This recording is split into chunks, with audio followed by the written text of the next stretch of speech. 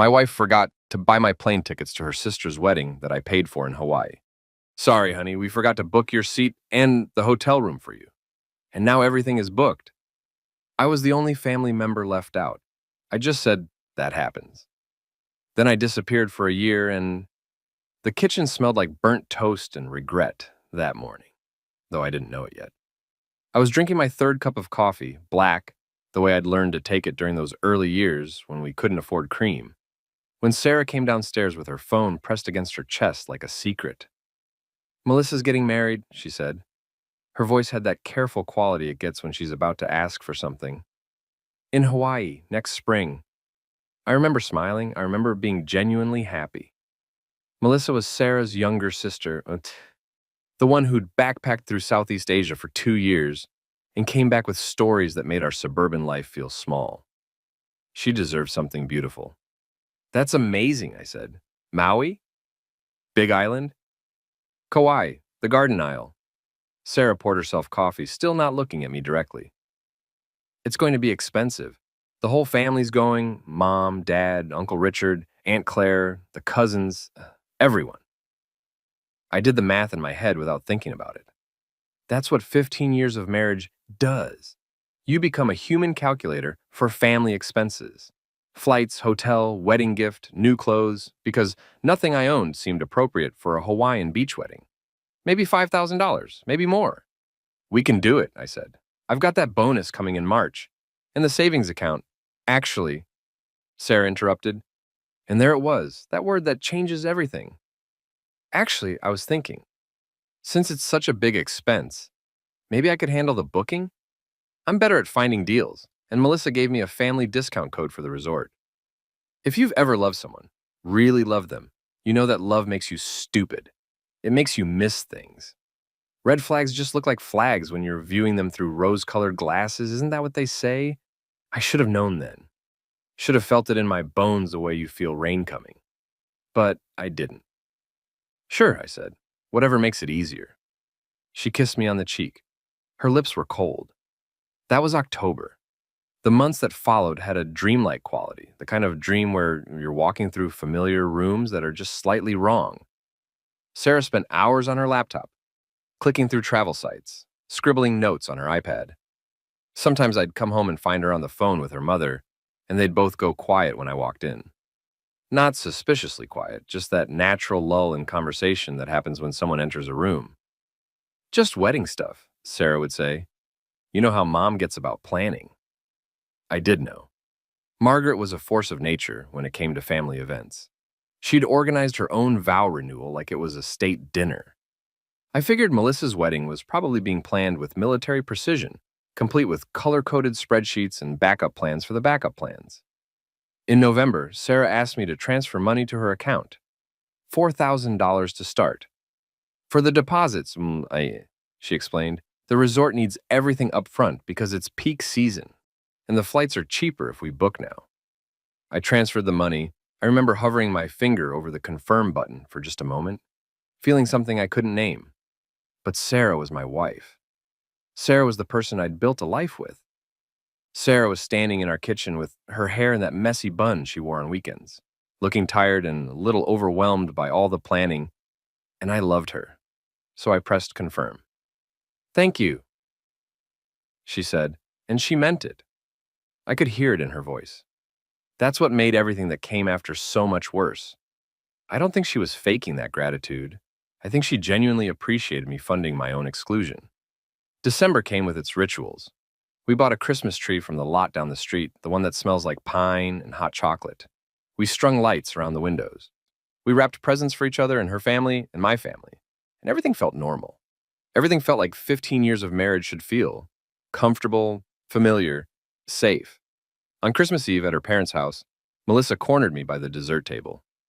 I'm so excited you guys are coming, she said, loading her plate with Margaret's famous rum cake. It's going to be perfect, and I'm glad Sarah's bringing you. I was worried she might come alone. Something in my stomach twisted. Why would she come alone? Melissa laughed, but it sounded uncertain. Oh, Mom was saying something about how expensive it was getting, and maybe it would be better if it was just blood family. But Sarah shut that down pretty hard. Said you were coming no matter what. I smiled. I made some joke about not missing an open bar in Hawaii. But that twist in my stomach didn't untwist. It stayed there, tight and cold, like a fist wrapped around something vital. That night, in the car ride home, I almost asked Sarah about it. The words were right there, sitting on my tongue. Did your mom suggest I shouldn't come? But it was Christmas. Sarah was humming along to the radio, some song about silver bells and city sidewalks. The dashboard lights made her face look soft and young, the way she'd looked when we first met at that party where neither of us knew anyone. We'd spent the whole night talking in the kitchen, blocking the refrigerator, until the host had to ask us to move so people could get more beer. I didn't ask. I reached over and took her hand instead, and she squeezed back. Another mistake. Another missed exit on a highway that was taking me somewhere I didn't want to go. January was a blur of work and cold and Sarah taking phone calls in the other room. February came with Valentine's Day. I got her the perfume she'd been wanting. She got me a watch I'd never wear because it was too nice for my daily life. We had dinner at the Italian place downtown, the one where the waiter knows our order. 2 months until Hawaii, Sarah said, twirling pasta around her fork. I can't wait. I'm so pale. I'm practically transparent. Did you finalize all the bookings? I asked. All set. I'll forward you the confirmation emails when we get home. She never did. But again, love makes you stupid. Trust makes you blind. I was working 60-hour weeks on a project that was eating my life. I'd come home exhausted, eat whatever Sarah had ordered or made, and collapse into bed. The wedding was there, on the horizon. But it felt distant. Real life was the project, the deadlines, the endless meetings. The wedding was a vacation. The wedding was later. March arrived, like a promise. My bonus came through, larger than expected.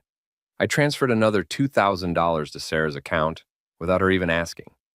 She seemed stressed, distant, spending more time at her sister's apartment and helping with wedding prep. I figured that was normal. I figured I was being a good husband by not complaining about the late dinners and the distracted conversations. One night, about 3 weeks before we were supposed to leave, I was lying in bed scrolling through my phone when I decided to look up the resort, just out of curiosity. I wanted to see where we'd be staying, maybe get excited about it. The project was finally winding down. I could feel my brain starting to unclench. The Kauai Paradise Resort. 5 stars. Ocean view rooms with private balconies. An infinity pool that seemed to pour directly into the Pacific. I could picture Sarah and me there, drinks in hand, watching the sunset. Maybe this would be good for us. Maybe this would reset something that had felt slightly off-kilter in our marriage, though I couldn't name exactly what. I pulled up our joint calendar, the one Sarah maintained religiously, and looked at the dates of the wedding, April 15th through April 22nd. A week in paradise. Then, because I'm thorough in ways that sometimes border on obsessive, I opened my email and searched for any confirmations from the resort or the airline. Sarah had said she'd forward them. I didn't find them, but that wasn't unusual. Sarah was terrible about forwarding things. She probably thought she had and forgot. I thought about texting her. She was at Melissa's apartment, probably looking at seating charts or flower arrangements or whatever occupies the final weeks before a wedding. But it was late, nearly 11, and she'd be home soon anyway. I fell asleep with my phone on my chest, the resort's website still glowing in the dark. The Tuesday before we were supposed to leave, I woke up thinking about packing. I'm not someone who packs the night before. I make lists, check them twice, lay everything out days in advance. Sarah used to tease me about it, called it my dad energy, even though we didn't have kids. You'd be the type to have a laminated list of what goes in the diaper bag, she'd say, laughing. I'd laugh too, because she was probably right. That morning, I opened the closet and started thinking about what to bring. Swim trunks, sunscreen. That linen shirt Sarah had bought me last summer, the one I'd worn exactly once. I was mentally cataloging everything when Sarah came into the bedroom, already dressed for work. You're up early, she said, thinking about packing. Want to make sure I don't forget anything. I pulled out the suitcase from the top shelf. Hey, can you forward me those confirmation emails? I want to make sure I have all the details on my phone. Sarah was checking her makeup in the mirror. She didn't turn around. Why? Just to have them, the flight times, the resort info, all that. I have all of it on my phone, she said. Don't worry about it. Something about her tone made me stop. Sarah, just forward me the emails. Oh, it takes 2 seconds. She turned around then, and her face had an expression I'd never seen before. It was careful, calculated, like she was doing math in her head, trying to figure out how to solve an equation where all the numbers were lies. Okay, she said. I'll send them when I get to work. She kissed me goodbye, left for the office. I stood there in our bedroom with an empty suitcase at my feet, and that fist in my stomach, the one that had appeared at Christmas, suddenly clenched so hard I thought I might be sick. I didn't go to work. I called in, said I wasn't feeling well, which wasn't exactly a lie. Then I sat down at my laptop and did what I should have done months ago. I started digging. First, I checked our bank accounts, all of them. Joint checking, joint savings, my personal checking, Sarah's personal checking that she didn't know I had view access to because we'd set it up together years ago, and she'd never changed the permissions. $6,000 gone from our joint account in the past 6 months, all transferred to Sarah's personal account. I could see the trail: October, November, December, January, February, March. Regular transfers, like she was siphoning off pieces of our life together. Okay, that tracked. Wedding expenses. That's what she'd said the money was for. I looked at Sarah's personal account. I expected to see payments to airlines, to the resort, to wedding vendors. What I found instead made my hands start shaking. Shopping, restaurants, a spa day, hair salon, Nordstrom, Sephora, Lululemon, one charged for $800 at a place called Luxe Boutique. Nothing, absolutely nothing, that looked like travel bookings. The largest single charge was $2,200 to a place called Azure Restaurant, dated March 10th. I Googled it. Azure Restaurant. Fine dining in the city, tasting menu for two, $600 per person. For two. I tried to remember where Sarah was on March 10th. It was a Friday. I'd worked late. She'd texted saying she was having dinner with Melissa and some bridesmaids. Wedding planning. For two. My heart was doing something irregular, something that felt like it might require medical attention. I kept digging. Credit card statements, phone bills. I went back months, looking for anything that would explain what was happening, because something was happening. Something had been happening while I was working 60-hour weeks and being a good husband and transferring money for a trip we were apparently not taking together. In her text messages, God, I'd never looked at her text messages, never had a reason to. I found a thread with her mother. Recent messages from last week. Margaret, are you sure about this? It seems cruel. Sarah, it's not cruel. It's just easier this way, less awkward. Margaret, he's going to find out eventually, Sarah. Not until we're gone, and by then it won't matter. Margaret, I still think you should tell him. Sarah, Mom, drop it. Please, this is what's best. I read those messages 10 times, 20 times, trying to make them mean something else. Trying to bend reality into a shape where my wife wasn't planning something that required my ignorance to work. Then I found it. In an email folder I almost missed, buried under spam and store promotions. An email from Hawaiian Airlines. Dated December 15th. Confirmation for 6 tickets. Margaret Johnson, Richard Johnson, Claire Chen, David Chen, Sarah Anderson, Melissa Johnson. 6 tickets, not 7. I wasn't on the flight. I had never been on the flight. I sat there for a long time, minutes, hours. I don't know. The laptop screen went dark and I didn't move to wake it up. Outside, I could hear our neighbor mowing his lawn. Someone drove by with their bass too loud. Normal Tuesday sounds in a world that had just cracked open. When I could move again, when I could breathe again, I checked the resort. I called them directly, gave them the confirmation number I found in Sarah's email. Yes, Mr. Anderson, I have your reservation here. 1 ocean view room, king bed, for April 15th through April 22nd. Checked in under Sarah Anderson's name. Is there anything you'd like to modify? How many guests on the reservation? A pause. Keyboard clicking. 2 guests, sir. Would you like to add someone to the room? No, I said. My voice sounded like it was coming from somewhere else. No, that's fine. 2 guests. Sarah and someone, not Sarah and me. Sarah and someone else in a room I'd paid for at a resort in Hawaii for her sister's wedding that I wasn't invited to attend. I hung up, called back, asked to speak to a manager, confirmed that yes, I was the one who'd paid for the room. The credit card on file was our joint account. Yes, I wanted to cancel the reservation. No, I didn't care about the cancellation fee. The manager, a kind-sounding woman named Patricia, put me on hold. Came back. Mr. Anderson, I'm showing that this room was booked as part of a group block for the Johnson Martinez wedding. There's a family discount applied. If you cancel, the discount gets removed from the other rooms as well. Are you sure you want to proceed? What other rooms? More clicking. There are 5 other rooms booked under the same group rate. Looks like 2 double rooms and 3 single rooms, all checking in the same dates. The entire family, everyone had rooms. Everyone except me. Mr. Anderson, are you still there? Don't cancel it, I said. My brain was working again, but differently now. Sharper, colder. Actually, I need to make a change. Can you transfer the reservation to my name only? Of course, and the other guest, will they need their own room? They'll figure it out, I said. When Sarah came home that night, I was making dinner, pasta carbonara, her favorite. I'd opened a bottle of wine.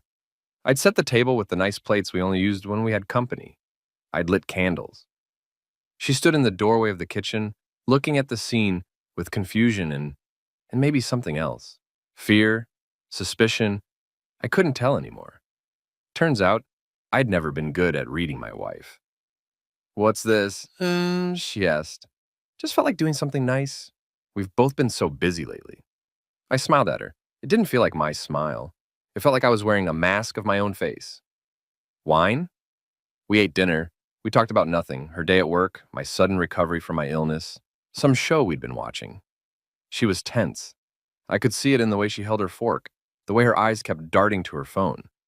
After dinner, I poured her another glass of wine, topped mine off. So, I said, getting excited for Hawaii? Yeah, really excited. It's going to be beautiful. She took a long drink. Melissa's so stressed, though. I think she'll just be happy when it's over. I bet. Big weddings are a lot. I swirled my wine, watching it catch the candlelight. Did you ever send me those confirmation emails? She froze just for a second. Just long enough. Oh, I forgot. I'll do it now. Don't worry about it, I said. Actually, I wanted to talk to you about something. The color drained from her face. Actually drained. I'd always thought that was just an expression, but I watched it happen. She went pale and still, and I knew. In that moment, I knew everything. I've been thinking, I continued, keeping my voice light, conversational. The project is wrapping up at work, and I'm exhausted, like really exhausted. Burned out. She nodded slowly, didn't speak. So I was thinking maybe I should take some extra time off. Not just the week for the wedding, but maybe more, maybe a lot more. I met her eyes. Maybe I should take some time to really figure some things out. What things? Her voice was barely above a whisper. Life things. Marriage things. I smiled again, and this time it felt real, because I'd made a decision. Somewhere between finding those messages and cooking dinner, somewhere between calling the resort and setting the table, I decided something. So here's what's going to happen. You're going to go to Hawaii. You're going to have an amazing time at your sister's wedding. And while you're gone, I'm going to do some thinking. Jason, I'm not done. I wasn't angry. That was the strangest part. I'd expected to be angry, to yell, to break things, but what I felt was something colder and clearer. You're going to have a great trip. And when you come back, we'll talk, really talk, about everything. She was crying now, quiet tears that didn't make a sound. I can explain. I'm sure you can, but not tonight. I stood up, started clearing the plates. Tonight, I think you should maybe stay in the guest room. Give us both some space. Jason, please. Sure. I stopped, looked at her, really looked at her. This woman I'd loved for 15 years. This stranger sitting at my table, crying crocodile tears over a betrayal she'd planned for months. Go pack for Hawaii. I'll handle the dishes. She left the room. I heard her footsteps on the stairs, heard the guest room door close. I washed the dishes. I blew out the candles, and I finished the bottle of wine, sitting alone in our kitchen while my wife cried one floor above me. And I started planning. If you've ever wanted to vanish, really vanish, you learn quickly that it's not about going somewhere else, it's about stopping being where you are. It's about becoming a blank space where a person used to be. I didn't sleep that night. I sat in our home office, my home office now, that's how I was starting to think of it, and I made lists. I'm good at lists.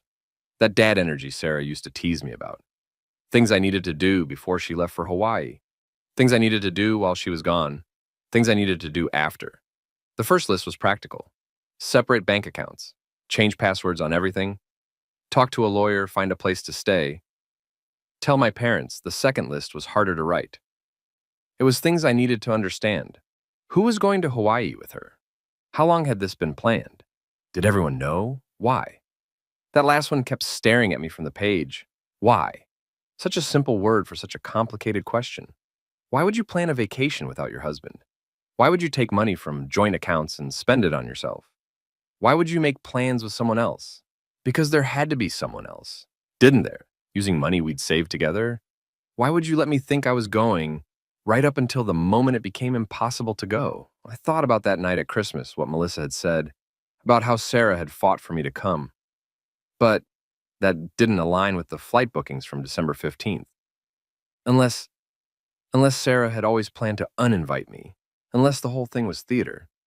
A performance of being a good wife, right up until the curtain fell. At 3 in the morning, I sent an email to my boss. Family emergency. Need to take the vacation time I'd been banking. 2 weeks starting immediately, possibly extending. He responded within 10 minutes. The guy never slept. No problem. You've earned it. Take care of whatever you need to take care of. At 4 in the morning, I heard Sarah get up. Heard her in the bathroom. Heard her crying again. Part of me, some stupid, loyal part that still loved her, wanted to go to her, to hold her, and ask her to explain and believe whatever explanation she gave. I didn't move. At 5, I heard her leave the house, her car starting, pulling out of the driveway. Going to work early or going somewhere else, I didn't care anymore. I started packing. My brother lives in Portland. We're not close. Distance and time had seen to that. But we're not estranged either. We have the kind of relationship where you can call out of the blue and ask for a favor. And the answer will probably be yes. I need a place to stay, I told him on the phone. For a while, maybe a long while. What happened? Derek has a good voice for crisis. Calm, steady, unquestioning. Sarah and I, it's complicated. I'll explain when I get there. I just need somewhere to not be here. When? Today. A pause. Okay, yeah, come up. We've got the spare room. Thanks. Jason, you okay? I thought about that question. Was I okay? My wife had orchestrated my exclusion from her family's life. She'd stolen money from our joint accounts. She'd probably been seeing someone else. Our marriage was over. I knew that with the certainty, you know the sun will rise. Was I okay? No, I said. But I will be. I drove to the bank first, in person, because some things need to be done face to face. I opened a new account in only my name, transferred half of our joint savings, my half, the half I'd earned, though even that felt wrong because what is yours and mine in a marriage? I left her half untouched. I'm not a thief. The lawyer's office was second. I didn't have an appointment, but I waited. 3 hours in a lobby with magazines about golf and business, watching other people come and go with their own crises and betrayals. When I finally sat down with Michael Chen, a divorce attorney who came recommended by a colleague who'd been through this, I told him everything. He listened without interrupting, made notes. At the end, he sat back in his chair and sighed. Mr. Anderson, I'm going to be honest with you. This is bad, but it's not as bad as it could be. How is this not as bad as it could be? You don't have kids. You've documented everything. You discovered the deception before she left, which means you can act now instead of being blindsided later. And most importantly, you kept your head. A lot of guys in your situation would have confronted her or fought, made it ugly. You stayed smart. I don't feel smart. I feel like an idiot for not seeing it sooner. He shook his head. You trusted your wife. That doesn't make you an idiot. That makes you someone who is trying to have a marriage. He pulled out a form. Here's what I recommend. Don't file for divorce yet, not until we know more. But protect yourself. Document everything, and while she's in Hawaii, I want you to do something for me. What? Disappear. Not legally, you're not trying to hide, but make yourself unavailable. Don't answer her calls. Don't respond to texts. Let her come back to an empty house and an absent husband. See what she does. People reveal themselves when they think no one's watching. That's not manipulative? He smiled grimly. Mr. Anderson, she planned to leave you behind on a family vacation she made you pay for. I think we're past worrying about manipulation. I went home, packed more thoroughly. Clothes for 2 weeks, maybe 3, my laptop, my tablet, chargers, all the boring essentials of modern life. I packed the photo albums from before we went digital because those felt important somehow. Evidence of a time when we were happy, or when I thought we were happy, which maybe amounts to the same thing as I left my wedding ring on the kitchen counter, just sitting there on the granite, a small circle of gold that suddenly seemed like the punchline to a joke I didn't understand. I left a note, short, simple. Sarah, I know. Take your trip. We'll talk when you get back. Jason, I didn't say what I knew. Let her wonder. Let her panic. Let her spend a week in paradise thinking about what was waiting for her at home. I loaded my car, looked at our house, the house we'd bought together 5 years ago, the house we'd painted and furnished and argued about throw pillows in, the house that held 15 years of marriage and memories and apparently lies. It looked the same as always. Blue shutters, white door, small front yard with the garden Sarah never maintained, and I always ended up weeding. It looked like home. It wasn't anymore. I drove north. Portland in April is rain and cherry blossoms, which felt appropriately pathetic for my state of mind. Derek's house was in a neighborhood I didn't know, full of craftsman homes and coffee shops with names like Grounded and Brutiful Day. His wife, Amy, met me at the door with a hug and no questions, which I appreciated more than I could express. Guest room's upstairs, she said. Fresh sheets, clean towels. You need anything, just ask. Thanks. We're here for you. Whatever you need, however long you need. I unpacked in a room that wasn't mine, in a house that wasn't mine, in a city that wasn't mine. Everything felt temporary, borrowed, like I was house-sitting my own life. That first night, Derek brought me a beer and sat on the edge of the guest bed. You want to talk about it? Not yet. Okay, but when you do, I'm here. He left me alone. I sat in the window and watched rain fall on a street I'd never walked down, in a neighborhood I'd never seen, and I felt like I'd accomplished something. I'd extracted myself. I'd created distance. Now I just had to figure out what to do with it. Sarah left for Hawaii on Thursday. I knew because I still had access to our shared calendar, and because at 6 a.m. that morning, my phone started buzzing with calls and texts. I didn't answer. Sarah, Jason, please pick up Sarah. We need to talk before I leave, Sarah, please. Sarah, I'm sorry, Sarah. Call me. I turned my phone face down and went for a run. Portland was hills and rain, and I wasn't used to either, but the burning in my lungs felt good. It felt like something I could control. When I got back, I had 17 missed calls and a voicemail. I listened to it once. Jason, I don't know what to say. I know you're angry. You have every right to be angry. Can we please talk before I leave? I need to explain. It's not what you think. Please call me back, please. Her voice was thick with tears. Real tears, probably. Sarah had always been good at real tears. I deleted the voicemail, blocked her number, blocked her mother's number, blocked Melissa's number. Michael Chen had said to disappear.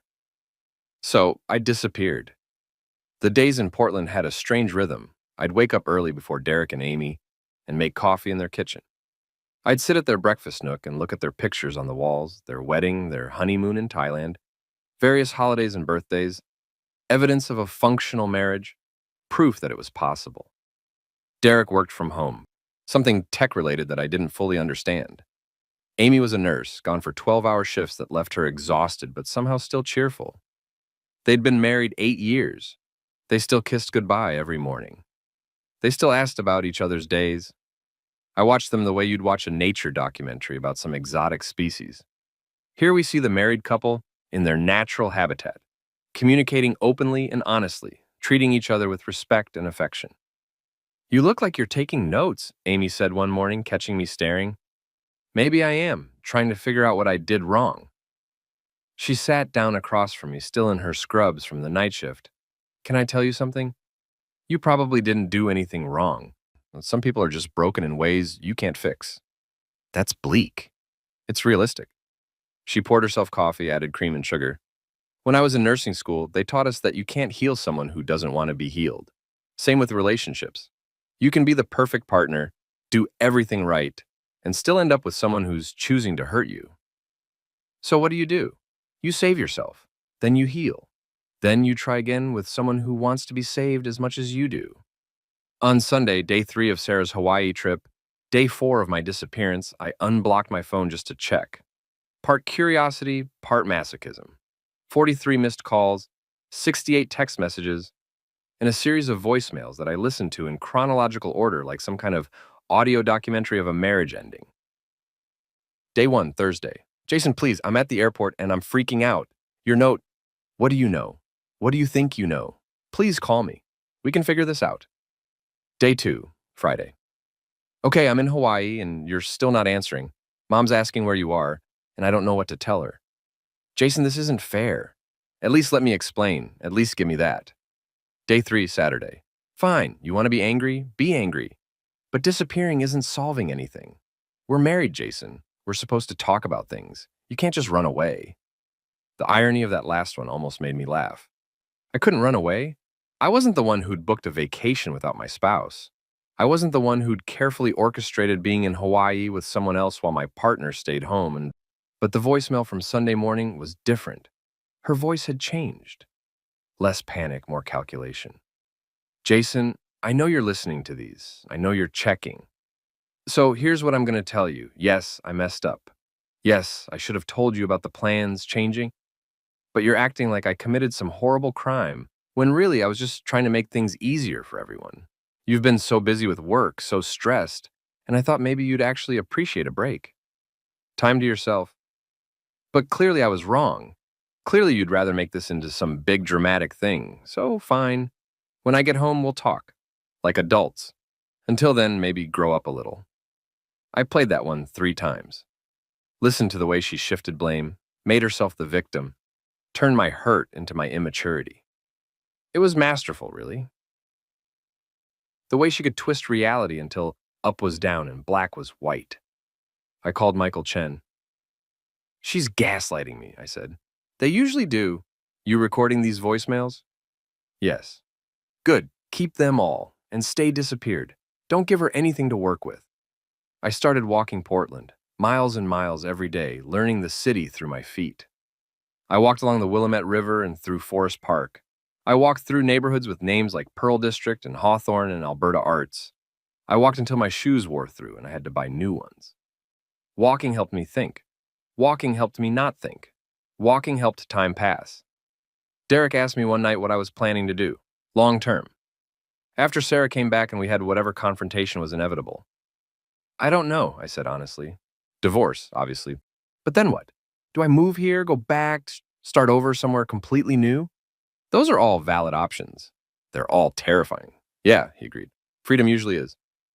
While Sarah was in Hawaii, while she was presumably having a beautiful time at her sister's wedding, while she was staying in the room I'd paid for, while she was living the life she'd carefully constructed to exclude me, I started investigating.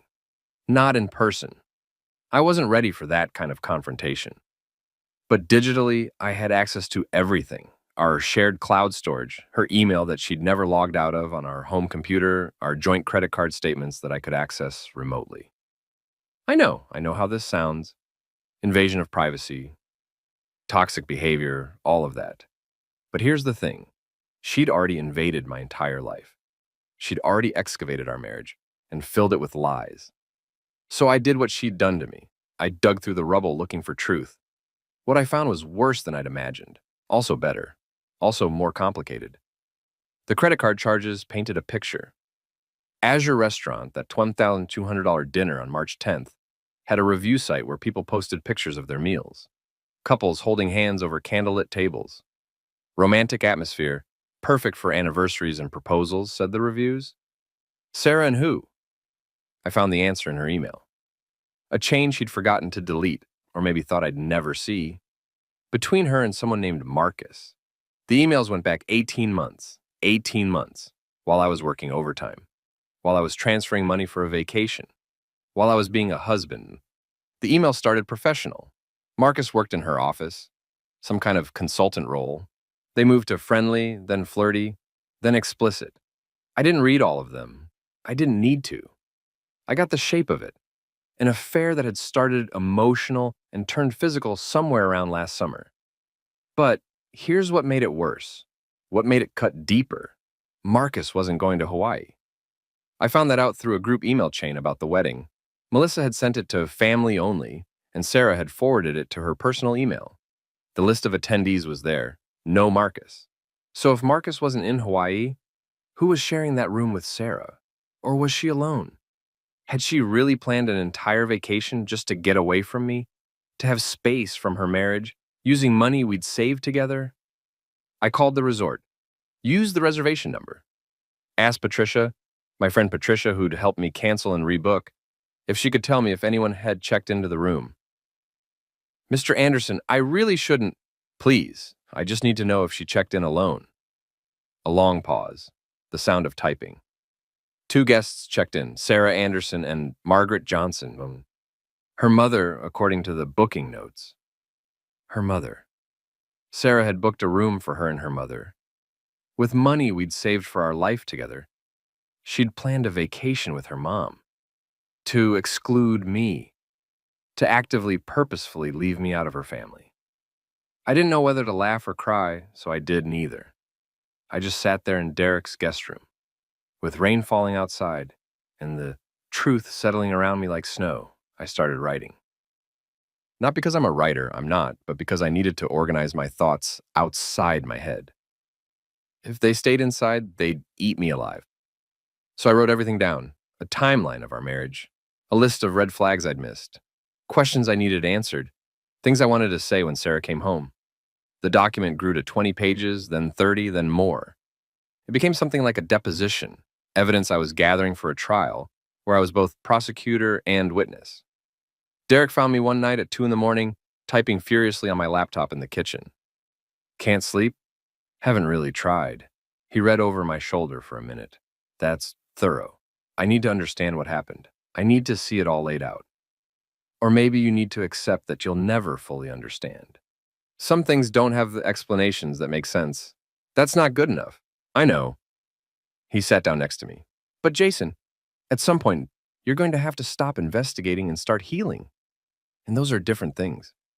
He was right, of course, but I wasn't ready to heal. I was still bleeding.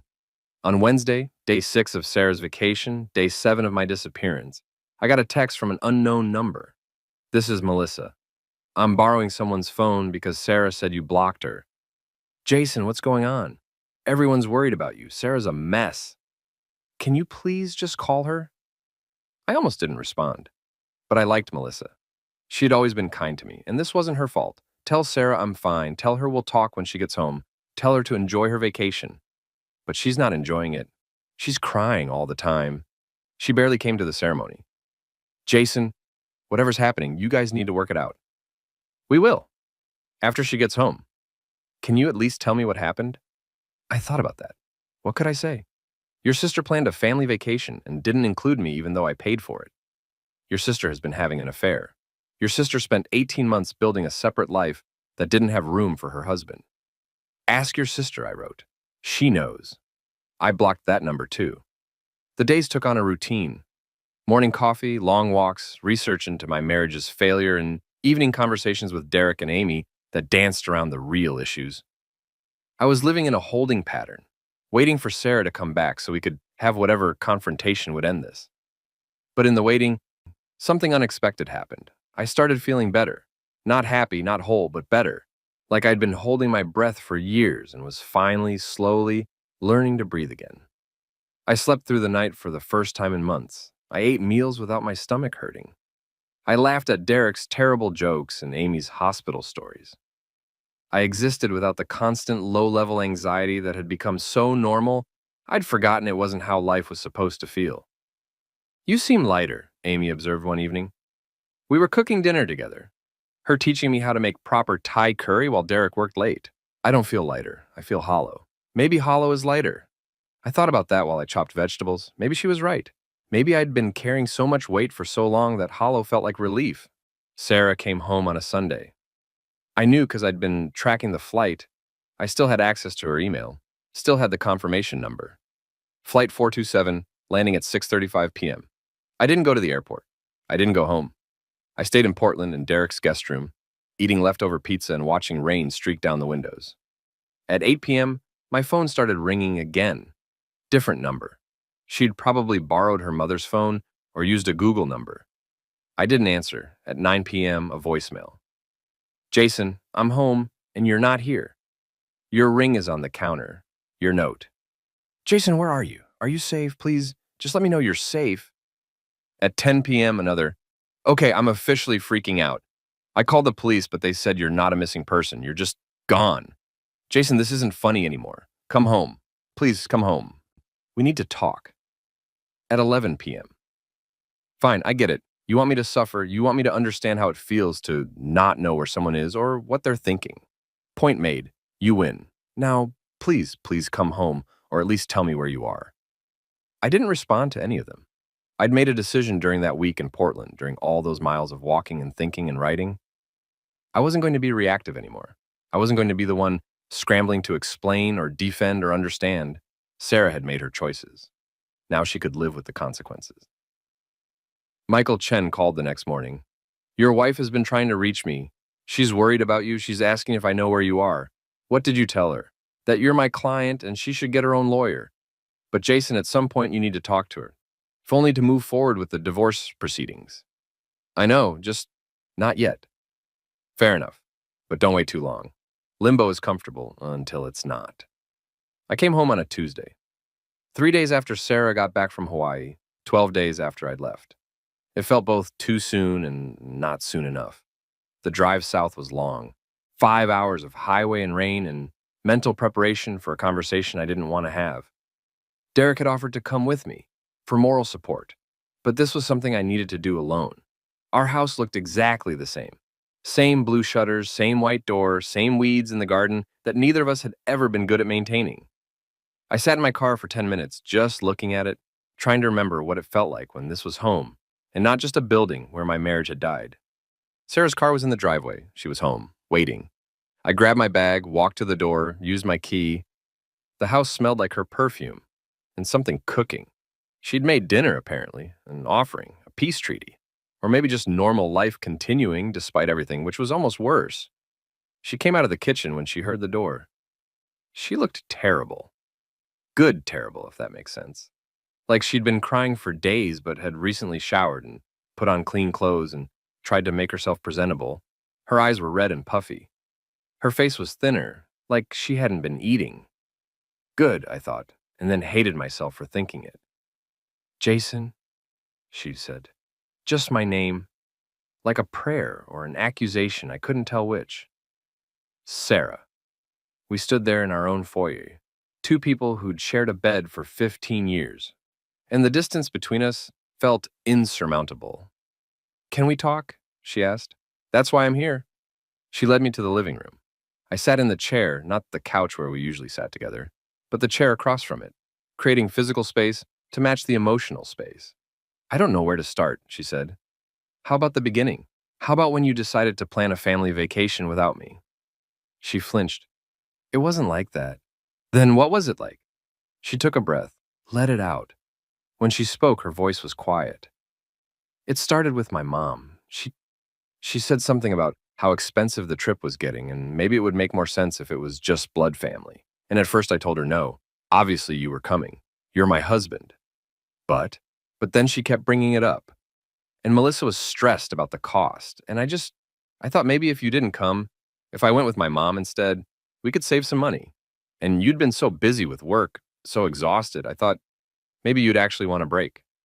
So you decided for me. I was going to tell you, I was.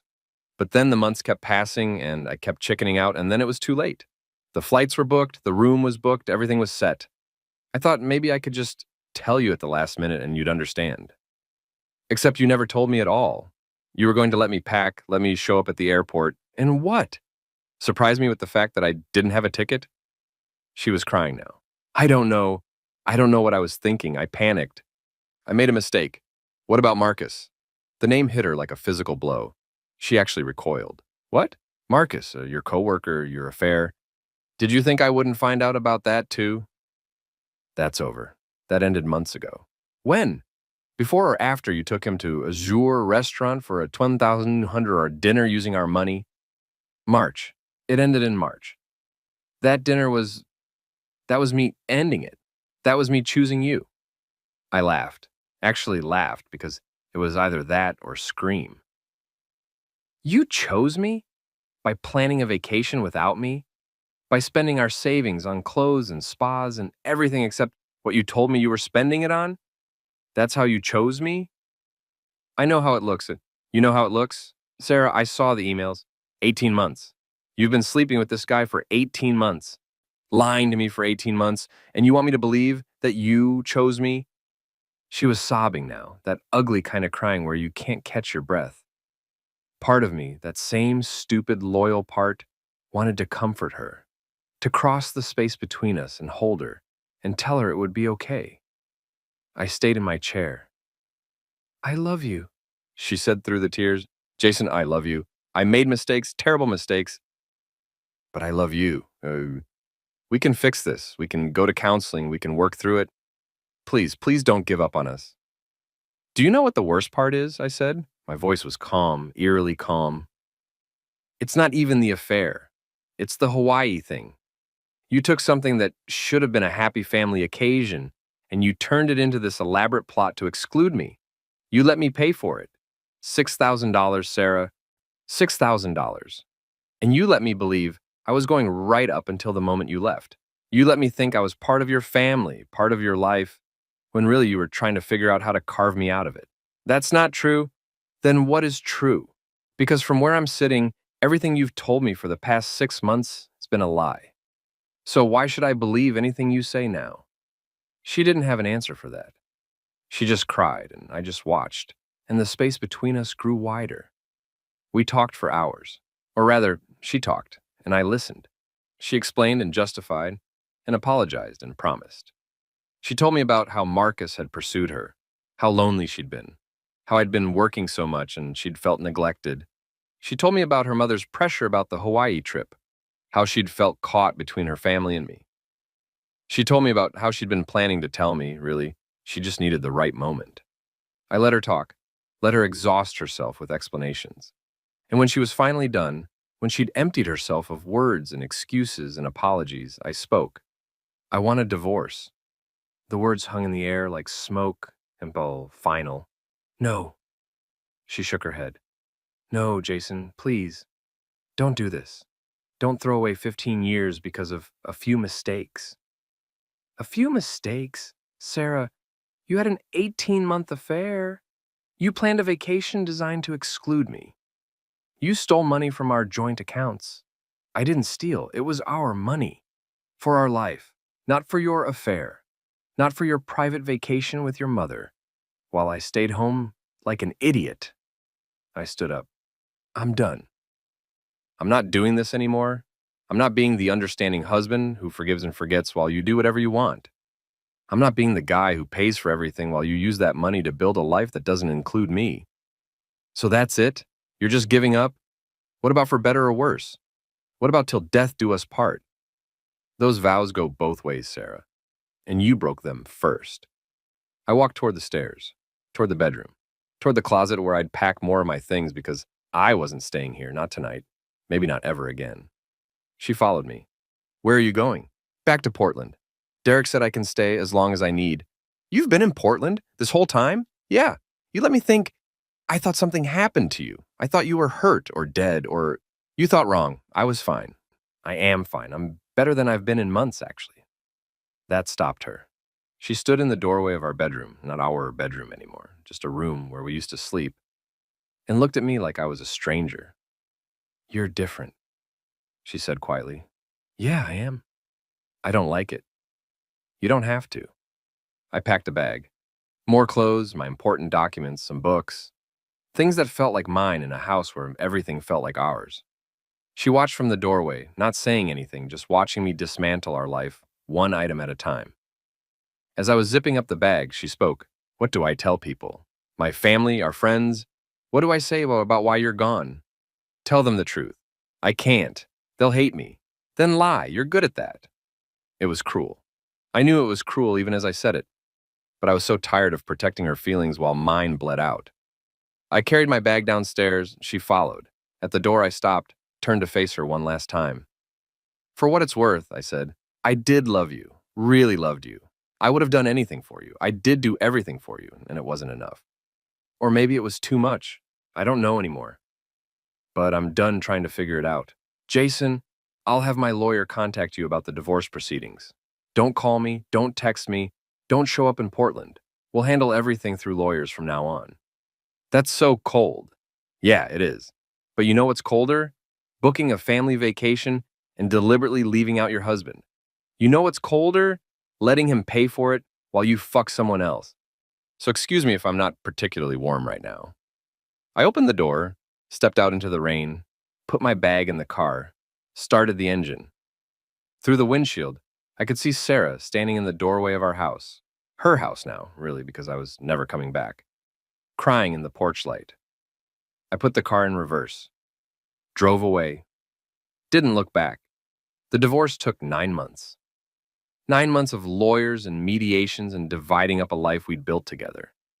9 months of deciding who got the couch and who got the coffee maker and who got the friends we'd made as a couple. 9 months of feeling like I was dismantling myself piece by piece. Sarah fought it at first, contested the divorce, asked for counseling, sent me long emails that I forwarded to Michael Chen without reading. But eventually, somewhere around month 4, she gave up, signed the papers, agreed to the terms. We split everything down the middle. The house sold, the money divided, the life we'd built liquidated and portioned out like we were settling an estate. By the time it was final, by the time I got the document that said I was legally no longer married, it felt anticlimactic. Just a piece of paper saying what I'd already known. That marriage had died the moment Sarah booked that flight to Hawaii without me. I stayed in Portland. Derek and Amy's guest room became my apartment, became eventually my own place. A small one-bedroom in the Pearl District with big windows and hardwood floors and nothing in it that reminded me of Sarah. I got a job at a tech company doing project management, using skills I developed over 15 years of marriage to organize other people's chaos. I made new friends, I found a therapist, I started rebuilding, but I wasn't happy. Not yet. I was just less unhappy, functioning, going through the motions of life without actually feeling alive. The therapist, a woman named Dr. Patricia Moore, which made me laugh because what were the odds of another Patricia, told me that healing isn't linear. You're going to have good days and bad days, she said during one of our sessions. Days where you feel like you're moving forward and days where you feel like you're back at the beginning. That's normal. That's how this works. How long does it take? There's no timeline. Some people heal in months. Some people take years. Some people never fully heal. They just learn to live with the scar tissue. That's depressing. It's realistic, but here's the thing, Jason. You get to choose what kind of healing you want. You can be bitter and angry and let this define the rest of your life. Or you can process it, learn from it, and eventually move on. Both are valid responses, but only one of them leads to actual happiness. I thought about that a lot in the months after the divorce was finalized. What kind of healing did I want? What kind of person did I want to be on the other side of this? In month 10, March again, full circle from when this all started, I got a message on LinkedIn from Melissa. Jason, I hope you're doing okay. I know things ended badly with you and Sarah, and I'm so sorry about my part in all of it. I should have told you about the Hawaii situation. I should have pushed back harder when Mom suggested limiting it to blood family. I should have been a better sister-in-law to you. I just wanted you to know that what Sarah did wasn't okay. I've told her that. We've actually had a huge falling out over it. I can't believe she put me in that position, made me complicit in lying to you. You deserve better. Also, I don't know if you heard, but Sarah and Marcus are together now, officially. They moved in together last month. I thought you should know, in case it matters, in case it helps with closure or whatever. Take care of yourself. You're a good person and you deserve good things. Melissa. I read that message 5 times. Sarah and Marcus were together. Of course they were.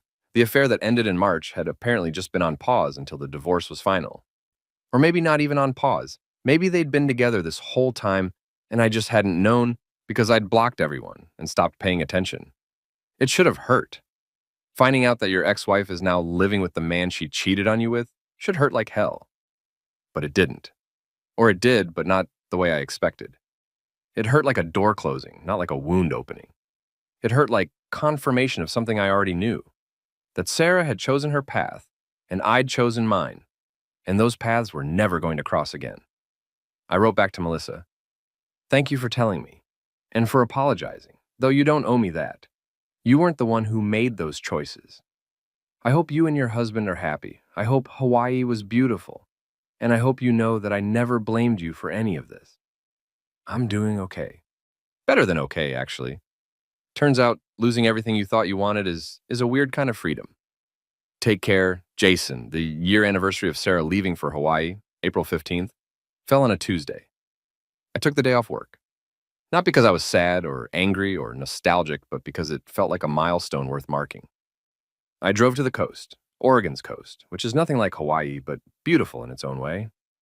Rocky and wild and cold, with waves that crash against black stone and wind that cuts through your jacket. I walked along the beach for hours, thinking about everything that had happened in the past 12 months. A year ago, I'd been a married man who thought he was going to Hawaii, who thought his wife loved him, who thought his life was stable and predictable and fine. Now I was divorced, living in a new city, working a new job, building a new life. Everything had changed. Everything was different. And somewhere in all that change, I'd found something I hadn't expected. Myself. Not the version of myself that had existed in my marriage. The accommodating husband, the understanding partner, the guy who transferred money and asked no questions and believed every lie because believing was easier than doubt. But a different version. Harder. Clearer. More honest about what I wanted and what I wouldn't accept. Dr. Moore had asked me once what I'd learned from all of this. The marriage, the betrayal, the divorce, the year of reconstruction. I learned that trust has to be earned, I'd said. Even in marriage, maybe especially in marriage. What else? I learned that love isn't enough. You can love someone completely and still lose them. You can love someone and they can still hurt you. Love doesn't protect you from anything. That's pretty cynical. Maybe, but it's true. She'd nodded, made a note in her ever-present notebook. So where does that leave you? If love isn't enough, if trust has to be earned, what do you believe in now? I thought about that for a long time. What did I believe in? I believe in evidence, I'd finally said. I believe in patterns and actions and proof.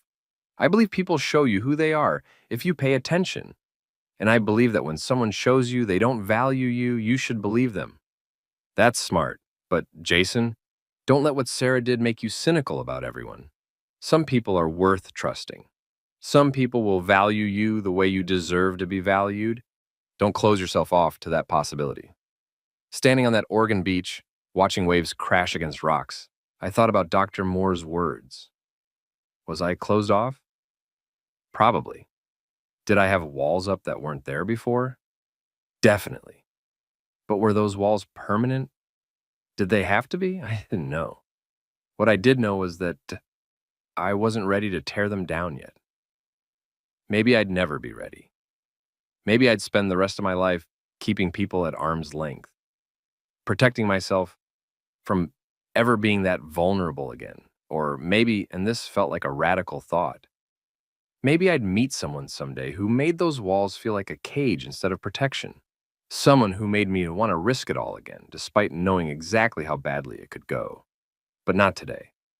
Today I was just a divorced guy standing on a beach, marking the anniversary of the day his wife chose a vacation over her marriage. Today I was just surviving, which was enough. I came back from the coast feeling, not better exactly, but resolved, like I'd closed a chapter. The divorce was final, Sarah had moved on, I was building a new life. The story should have ended there. It didn't. 2 days after my anniversary beach trip, Derek came into the living room where I was working on my laptop. He had his phone in his hand and a strange expression on his face. "You need to see this," he said. "See what?" He handed me his phone. On the screen was a Facebook post from Melissa. Public, visible to everyone. It was a photo of her and her husband on a beach in Kauai, sunset in the background, both of them smiling. Beautiful. But that wasn't what Derek was showing me. It was the comment thread underneath. Specifically, a comment from Sarah's mother, Margaret, responding to someone who'd asked about the wedding. It was beautiful, but unfortunately marred by some family drama. Sarah's husband, Jason, refused to come at the last minute and caused a lot of stress for everyone. Very disappointing behavior from someone we'd all grown to love. Some people just can't handle not being the center of attention. I read it 3 times, then I read the replies. "Oh no, what happened?" Margaret. "I'd rather not get into it, but let's just say some people can't be happy for others. That's terrible. Poor Sarah." Margaret. "Yeah, she's been having a hard time. The divorce has been very difficult on her, but she's strong. She'll get through it." I handed the phone back to Derek. "Well, that's interesting." "Interesting," Jason. "She's telling everyone you're the bad guy. She's making it sound like you ditched the wedding. She is. Aren't you angry? Was I angry? I thought about it. Felt around inside myself for rage or hurt or indignation. Found something else instead. A kind of cold, clear determination. No, I said slowly. I am not angry. But I think it's time people knew the truth. I spent the next week gathering everything, every document, every screenshot, every piece of evidence I'd collected over the past year, the bank statements showing where Sarah had actually spent our money, the emails between her and Marcus, dated and explicit, the flight confirmations showing I'd never been booked on that Hawaii trip, the recording of my call with the resort where they confirmed Sarah had checked in with her mother, not me. I organized it all into a document. Professional, clean, chronological. No emotional language, no accusations, just facts dated and sourced, telling the story of what had actually happened. Then I wrote a cover letter, short, direct. To friends and family. My name is Jason Anderson. Many of you know me as Sarah's ex-husband. Some of you have heard various stories about why our marriage ended and why I wasn't at Melissa's wedding in Hawaii last year. I'm writing to provide you with accurate information. As recent comments suggest, there's confusion about what actually occurred. Attached, you'll find a detailed timeline with supporting documentation. I'm not sharing this to hurt anyone or to be vindictive. I'm sharing it because I believe people deserve to know the truth, and because public statements have been made that misrepresent what happened. The facts are simple. I was never invited to the Hawaii wedding, despite being married to Sarah at the time. I paid for my wife's trip, $6,000 plus, believing I would be attending. I discovered the exclusion days before departure. The exclusion was deliberate and planned for months. Sarah was involved in an affair during our marriage. All of this is documented in the attached files. I've included sources for every claim. You're welcome to verify anything you read here. I'm not asking for sympathy or taking sides. I'm simply providing facts that were deliberately hidden from me and from you. What you do with this information is up to you. Respectfully, Jason Anderson. I read it over 10 times. Had Michael Chen read it to make sure I wasn't opening myself up to any legal issues.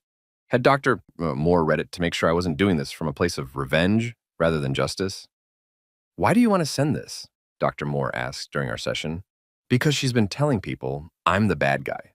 Because her mother is publicly lying about what happened. Because I spent 15 years being the person who took the high road and stayed quiet. And look where that got me. So this is revenge?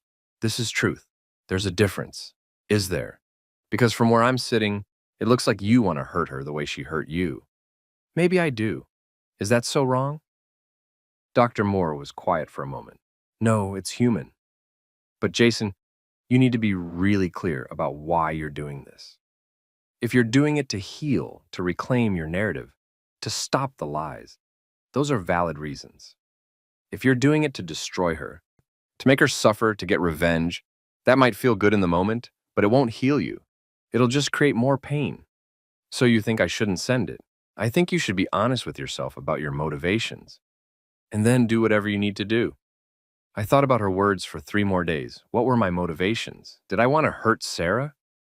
Yes. Did I want Margaret to face consequences for lying? Absolutely. Did I want everyone to know what really happened? Desperately. But underneath all of that, what I really wanted was simpler. I wanted to not be a liar's footnote.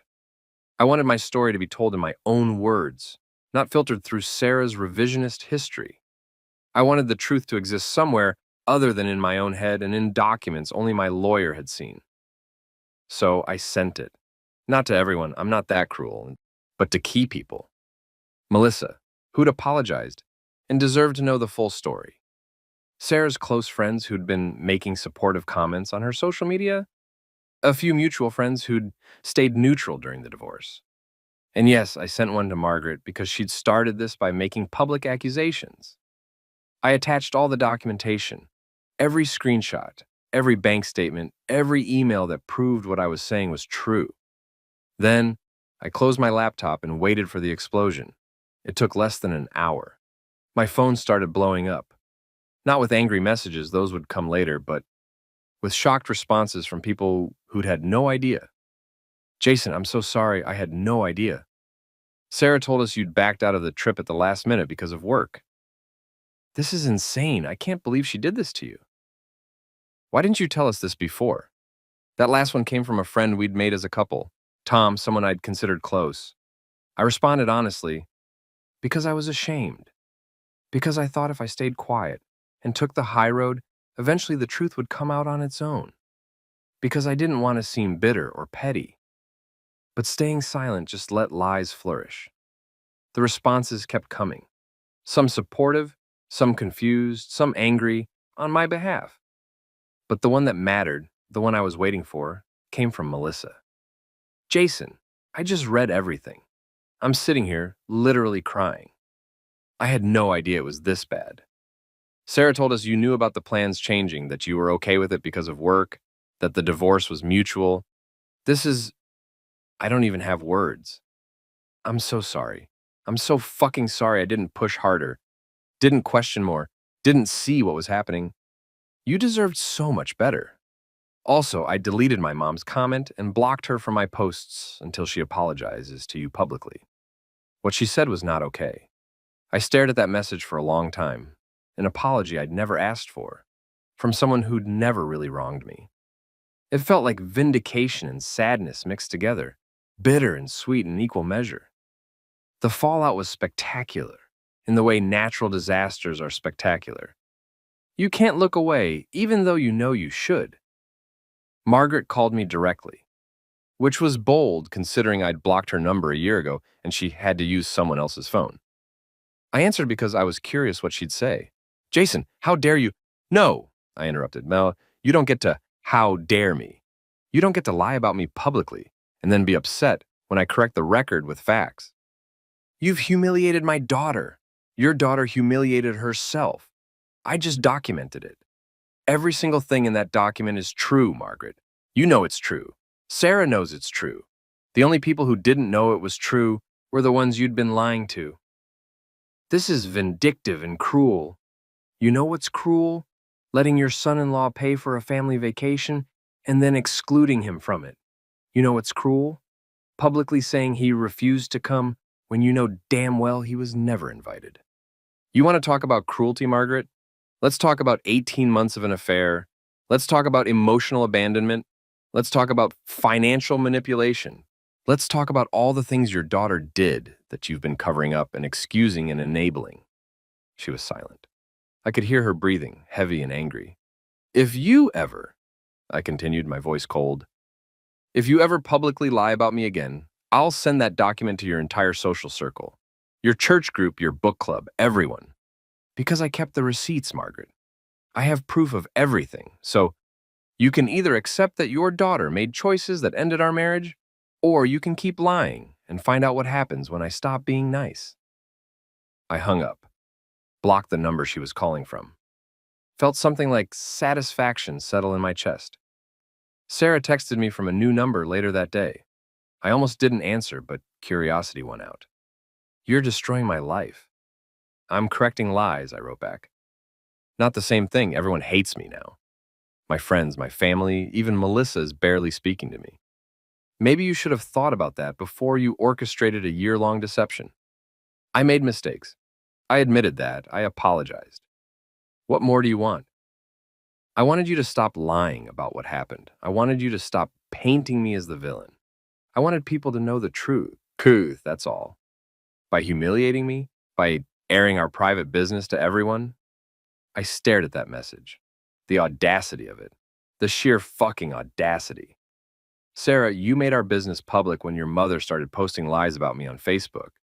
You made it public when you told mutual friends I'd abandoned the wedding. You made it public every time you played the victim instead of taking responsibility. I didn't make this public. You did. I just made sure the public version was accurate. I hate you. Good. We're even then. I blocked that number too. Changed my own number the next day, just to be safe. Fresh start. Clean slate.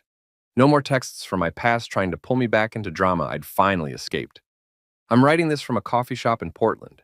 It's raining. It's always raining in Portland. And I'm watching people hurry past the windows with their umbrellas and their coffee cups and their normal, uncomplicated lives. It's been 2 years since Sarah left for Hawaii without me. 1 year since the divorce was finalized. 6 months since I sent that document and burned down the lies she'd built around our marriage's ending. People ask me sometimes if I regret it, sending the truth out into the world, destroying whatever narrative Sarah had carefully constructed. The answer is complicated. Do I regret the hurt it caused? Yes and no. I regret that it was necessary. I regret that I trusted someone for 15 years who didn't deserve it. I regret all the years I spent being accommodating and understanding and blind. But do I regret making sure people knew what really happened? No, not even a little bit.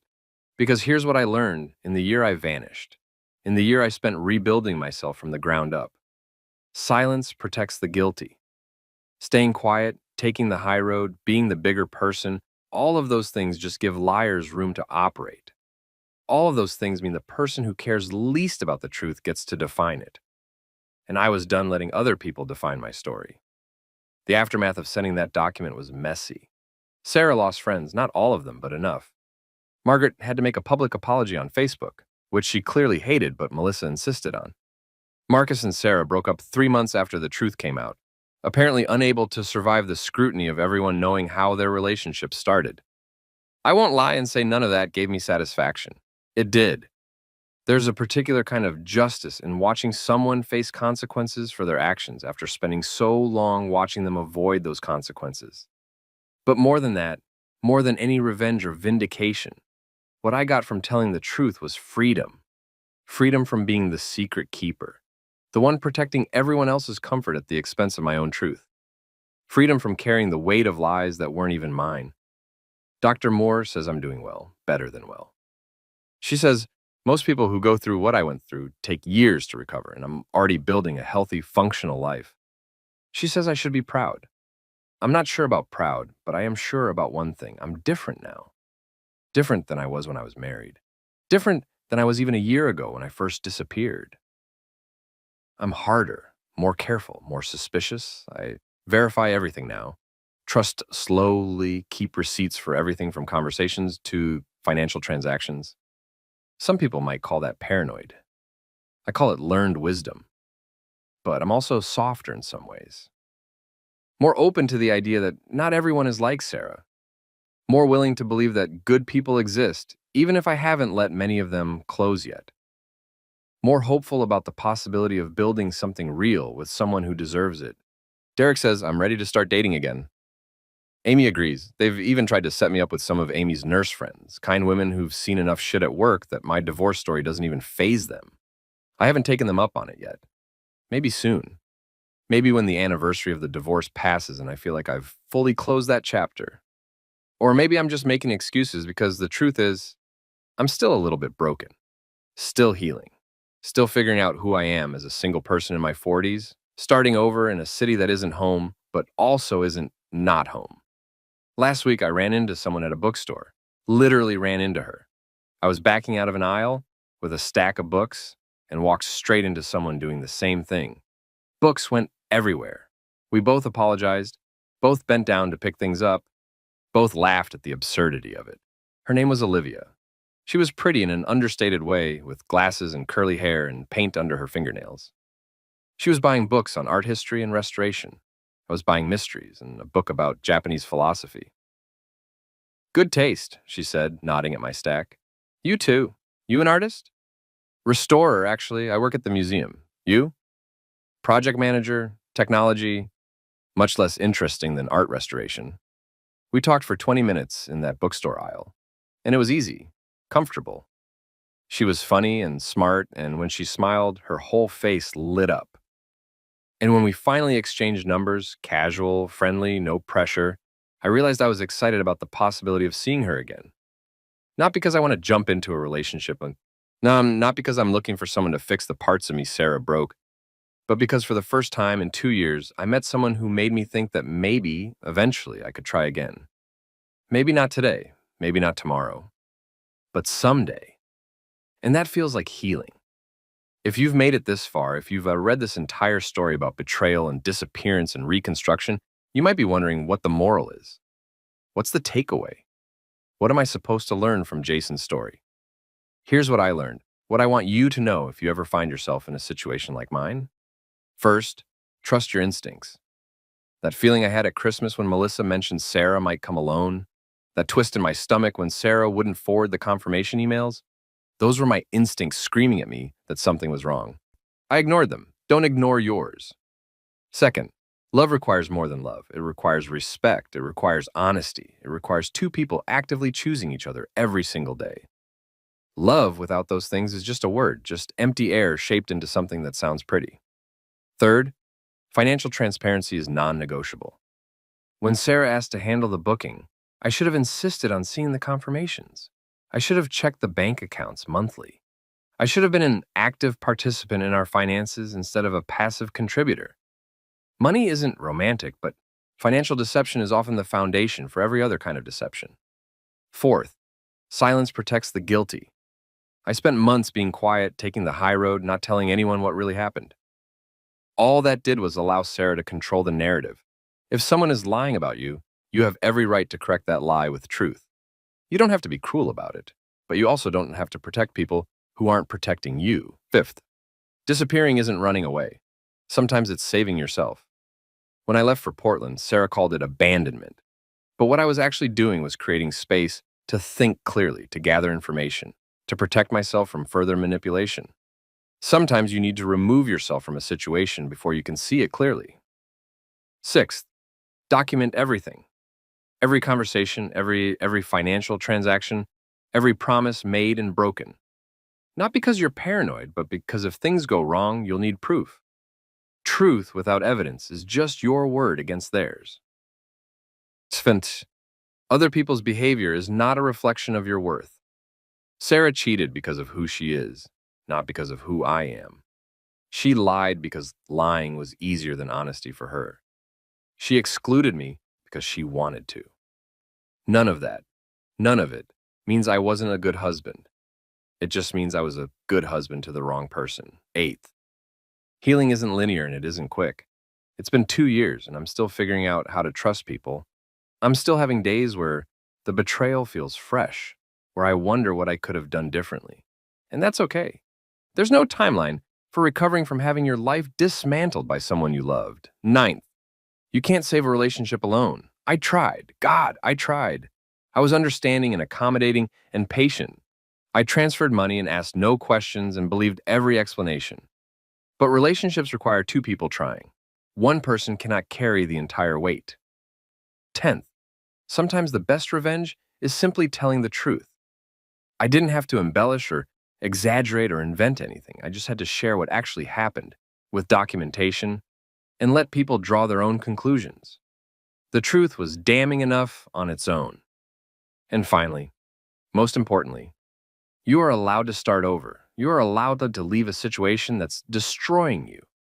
You're allowed to walk away from people who don't value you. You are allowed to build a new life in a new place with new people who actually give a damn about your well-being. You are allowed to vanish and then reappear as someone different, someone harder and softer in all the right places, someone who knows their worth and won't settle for less anymore. That's what I did. That's what this whole story has been about. Not revenge, though that was part of it. Not anger, though that was there too. But mostly, it's been about reclaiming myself from a marriage that was slowly erasing me. I still think about Sarah sometimes, wonder if she's happy with whatever life she's built.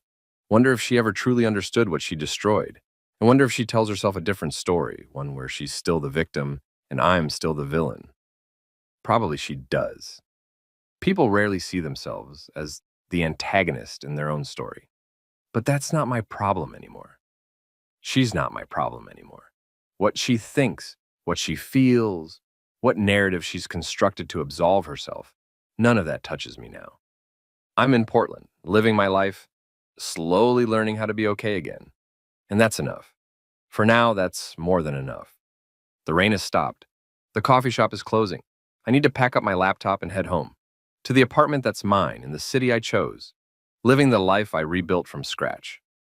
Tomorrow, I might text Olivia. See if she wants to grab coffee, talk about art restoration and Japanese philosophy, and nothing heavy or complicated. See if that spark I felt in the bookstore was real or just my imagination desperate for connection. Or maybe I won't. Maybe I'll wait another month, another year, another decade. Maybe I'll never be ready to try again. But I have the option now. I have the choice. And that, the simple freedom to choose my own path without someone else steering from behind the scenes, that's worth everything I lost to get here. So, if you're reading this and you're in a situation like mine, if someone you love is lying to you, stealing from you, excluding you, making you question your own reality, I want you to know something. You're not crazy. You're not overreacting.